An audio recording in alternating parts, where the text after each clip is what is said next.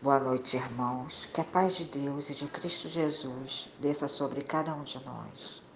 Vamos fechar nossos olhinhos e nos conectarmos com o nosso Criador, Senhor de todas as coisas, e dizer assim: Pai, nesse momento te agradecemos por estarmos aqui reunidos em Teu nome, nessa casa de amor. Obrigada pela oportunidade de, na noite de hoje, aprendermos um pouco mais sobre seus ensinamentos e que, através de suas palavras, a gente consiga transformar nossos medos em fé. Ajude-nos, Senhor, a sermos mais tolerantes com o outro. Derrame toda a sua luz sobre nossa irmã Lídia, que fará a palestra de hoje, para que ela consiga nos trazer sua mensagem e essência de forma clara e concisa. E que ao término do nosso estudo possamos ser pessoas muito melhores amanhã do que somos hoje. Se conosco, Senhor, hoje, agora e para todo sempre, que assim seja, graças a Deus. Olá pessoal, boa noite. Que bom estar aqui novamente.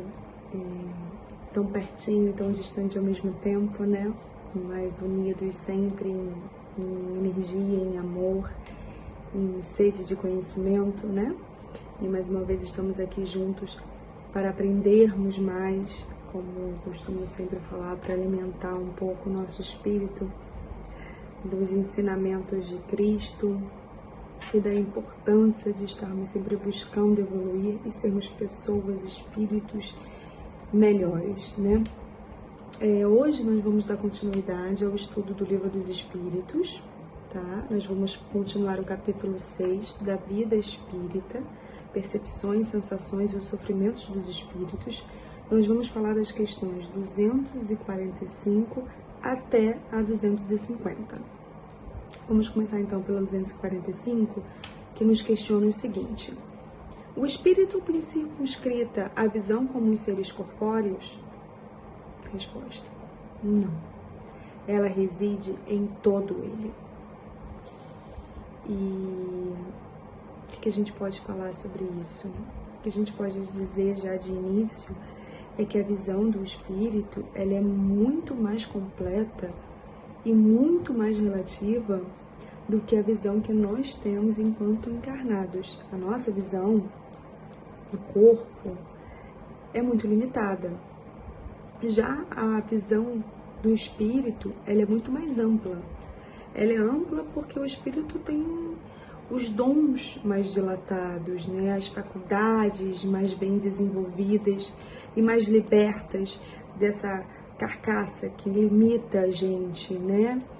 Que limita a nossa existência, o nosso entendimento também. Não só a questão do que a gente vê, mas do que a gente entende das coisas que a gente enxerga, o que a gente assimila, né? Dessas coisas que são apresentadas diante dos nossos olhos, né? E aí tem um comentário de Miramês que diz o seguinte: é de passo a passo nos caminhos do mundo, na brevidade que ele pode dar, que acenderemos a luz na intimidade do próprio ser, começando a despertar a visão em todo o espírito. Toda subida tem o preço do esforço próprio, mas receberemos em primeiro lugar as bênçãos de Deus, que nunca esquece os seus filhos de coração. Questão 246. Precisam da luz para ver?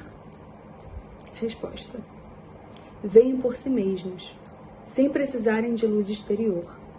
Para os espíritos, não há trevas, salvo as que podem achar-se em expiação. Os espíritos puros, ou mais ou menos puros, por assim dizer, eles não necessitam de nenhuma luminosidade externa, de nenhuma luz externa, de nenhuma clareza externa, para enxergar as coisas, para ver as coisas, né? Eles utilizam da luz grandiosa do Pai, do Senhor, do nosso Pai, né? E como diz Miramês, né, ele diz que as próprias trevas são luz que ainda não acendeu. Gente, ninguém, nenhum espírito, em nenhum momento está desamparado.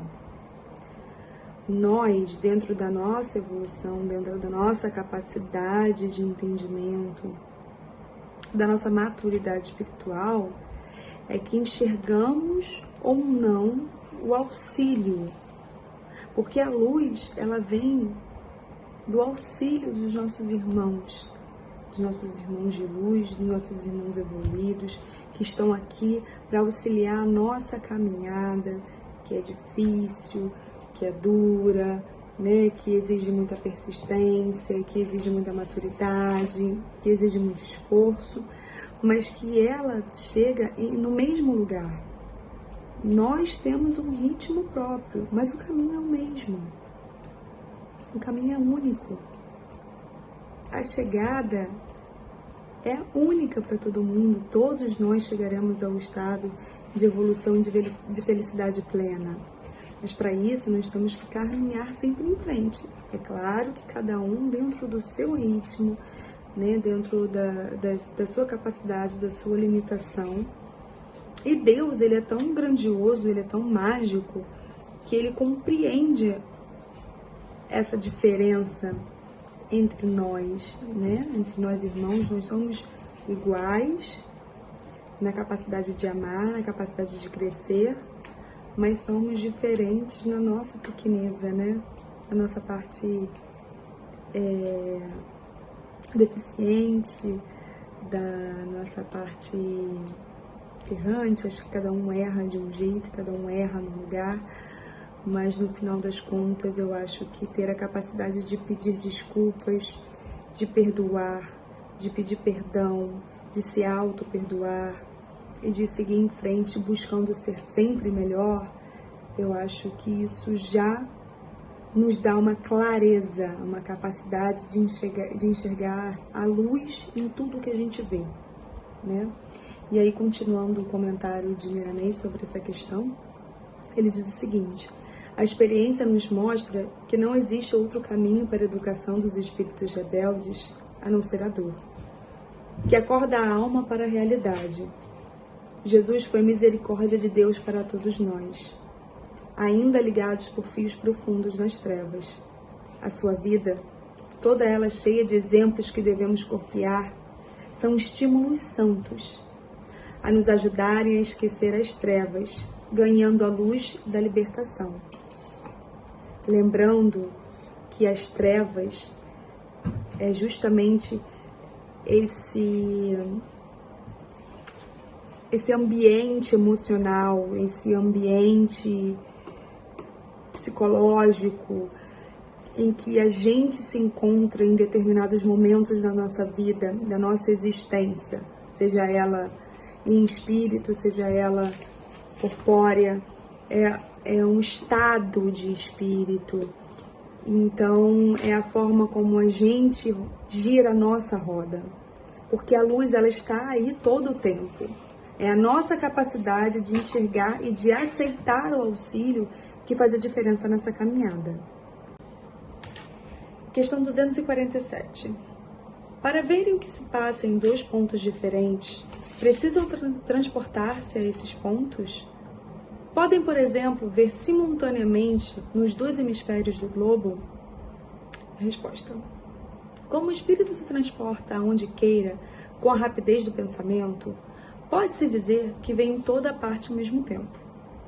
Seu pensamento é suscetível de irradiar, dirigindo-se a um tempo para muitos pontos diferentes, mas esta faculdade depende da sua pureza.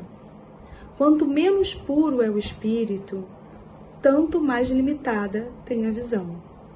Só os espíritos superiores podem ver a vista abranger um conjunto. De novo, a gente entra na questão que a gente acabou de comentar. A luz, a felicidade, a clareza, ela está aí disponível a todo tempo. O auxílio para isso a gente tem, ferramentas de estudo, de crescimento, de educação espiritual, a gente tem todo o tempo. Nós herdamos um conhecimento, uma possibilidade, livros e, como eu disse, ferramentas absurdas para que a gente possa educar, reeducar, reaprender e reproduzir para o próximo que está perto da gente essa educação, essa beleza espiritual. Mas a nossa maturidade, a nossa impureza é o que limita a nossa visão de tudo. Não estou falando de visão somente material, corpórea, como um sentido, como um dos 5 sentidos. Não estou falando disso. Estou falando de uma visão muito mais ampla, uma visão de existência. É essa visão que a gente está comentando aqui. E essa coisa essa possibilidade que Deus nos dá de sempre crescer é o que me dá esperança de um dia conseguir enxergar a real beleza da existência espiritual, da criação divina. Porque eu tenho plena consciência que tudo que eu enxergo, mesmo que eu ache que já estou admirando, seja lá uma rosa, a natureza, a beleza de boas atitudes, eu sei que a minha vista ainda está muito embaçada, que as coisas são muito mais brilhantes do que a minha sensibilidade hoje é capaz de enxergar. Um dia eu chego lá, um dia chegaremos lá, né? E aí o comentário diz: o pensamento dos espíritos puros são quase contínuos, ao passo que nos espíritos inferiores eles têm intervalos muito grandes, onde se nota a inconsistência, a inconsciência, mas como crescimento espiritual vão diminuindo o espaço entre si e crescendo na consciência do seu existir. Somente Deus tem a consciência total. Falamos na linguagem limitada dos homens. Não dá para descrever a sabedoria sem limite dos poderes do espírito. Porém, se percebe mais ou menos alguns traços de verdade, colocando o estudioso em condições a diminuir as distâncias da verdade. Vamos estudar, vamos aprender, vamos assimilar, vamos viver o Espiritismo e vamos passar para o outro as bênçãos que a gente recebe quando a gente vive o Espiritismo, porque a gente consegue já, mesmo que ainda pouco, enxergar um pouco melhor, né? Ver, sentir o brilho, sabe? Um pouquinho mais, né? Questão 248. O espírito vê as coisas tão distintamente como nós? Resposta: mais distintamente, pois que sua vista penetra aonde a vossa não pode penetrar. Nada obscurece. Aí vem esse embaçamento de visão que eu acabei de falar, né? A gente acha que enxerga as coisas muito bem, né? Como às vezes a gente diz: nossa, agora eu vi tudo. Estamos longe de enxergar tudo. A visão do espírito é diferente da visão humana, por certo que se fundamenta nas mesmas leis que regulam todas as coisas da casa de Deus. Todavia, quando se trata de espírito livre de condições da matéria, as mudanças são sobremodo diferentes. O mundo dos espíritos se encontra em outra dimensão, em se comparando à dimensão vibratória lenta das coisas da Terra. Então, além da nossa capacidade de enxergar, a nossa capacidade de sentir também é limitada. A nossa sensação de tempo, de espaço, ainda é muito lenta, né? As coisas no plano espiritual acontecem num ritmo, num tempo, numa intensidade diferente, tão diferente, que nós não temos ainda a capacidade de explicar. Questão 249. Percebe os sons? Então, além do sentido da visão, os espíritos, eles escutam? Eles também têm a sensibilidade do sentido da audição? Sim, percebe mesmo os sons imperceptíveis para os vossos sentidos obtusos. No espírito, a faculdade de ouvir está em todo ele. Como a de ver? Todas as percepções constituem atributos do espírito e lhes são inerentes ao ser. Quando reveste um corpo material, a nossa matéria, o nosso corpo, a nossa carne, né? Elas só lhes chegam pelo conduto dos órgãos. Deixam, porém, de estar localizadas em se achando ela na condição de espírito livre. Então, acontece que os nossos sentidos, a visão, a audição, o olfato, o paladar, o tato, né? Eles estão limitados a partes específicas do nosso corpo, enquanto encarnados, né? E nós necessitamos dessas partes corpóreas para ter acesso a essas sensações, para descobrir e para sentir esses sentidos, né? Por exemplo, se por um acaso, por algum motivo, um acidente ou por questões biológicas, eu tiver problema no meu aparelho auditivo, eu não vou escutar, certo? Mas enquanto espírito, eu não tenho essa limitação, né? A gente não depende de um órgão ou de alguma ferramenta corpórea para experimentar e para vivenciar os sentidos. E isso também é para a audição.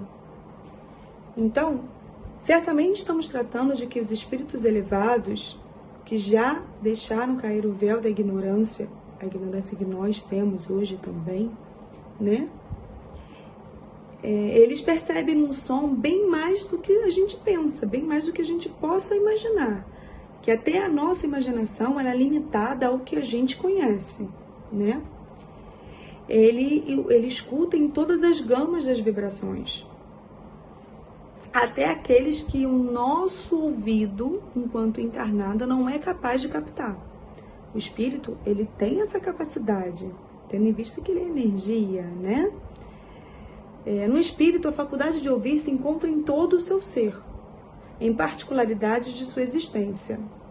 Está chegando o tempo em que os céus gradativamente poderão fornecer informes sobre os corpos espirituais, para maior compreensão dos que labudam na Terra.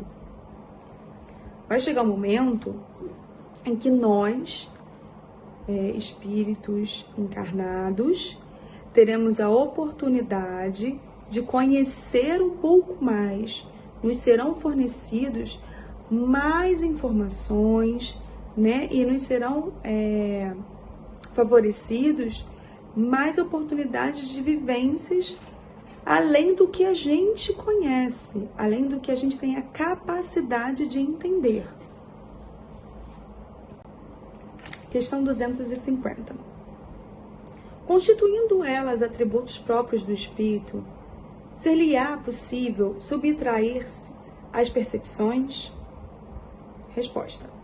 O espírito unicamente vê e ouve o que quer.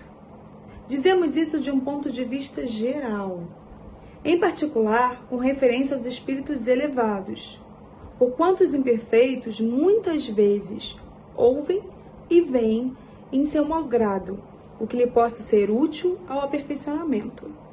Comentário de Miramês. O espírito certamente vê e ouve o que deseja, porém, se tratando de espíritos superiores, pois a vontade dilata sua percepção ou a retrai, interceptando o que não lhe convém. No entanto, há entidades espirituais que, por vezes, desejam ver coisas que não convêm ao seu adiantamento espiritual, e às vezes têm condições para tal, mas será tirada a sua visão para o seu próprio bem. Isso quando se trata de espíritos medianos. Gente, isso acontece com a gente aqui também, na Terra, todo o tempo, né? Muitas vezes, claro que em proporções diferentes, mas nós temos o livre-arbítrio de escolher o que a gente escuta, o que a gente vê, o que a gente reproduz disso e o que a gente assimila. Se eu quiser, por exemplo, entrar numa vibração de fofoca, de maldizer, eu posso fazer isso. Se eu estiver numa vibração muito negativa, eu posso receber um bom conselho como ofensa.